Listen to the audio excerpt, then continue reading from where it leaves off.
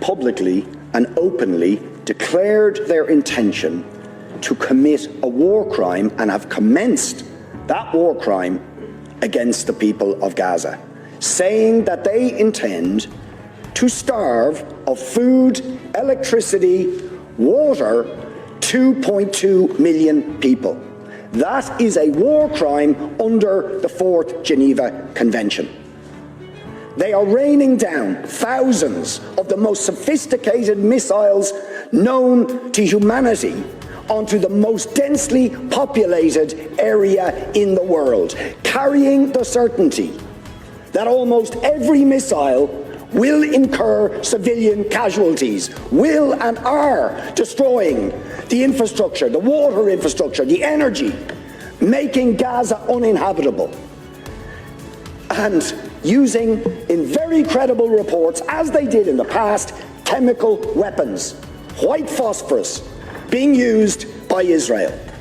And you try to suggest there is some symmetry, some equivalence between the actions of Hamas and what Israel has been doing to the Palestinians for decades.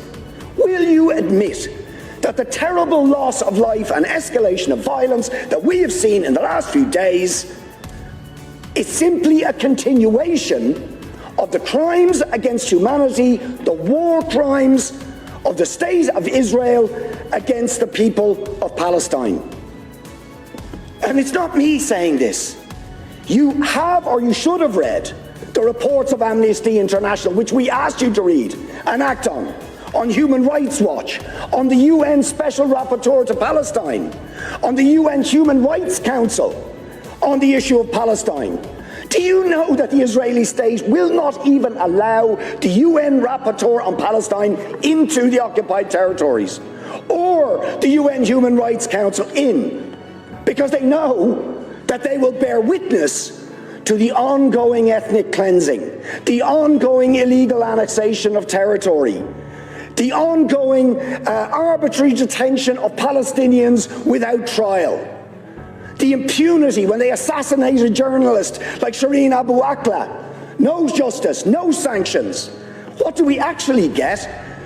The head of the most powerful state in the world, while Israel is threatening to commit war crimes against Israel, says we're going to give them more weapons and arms.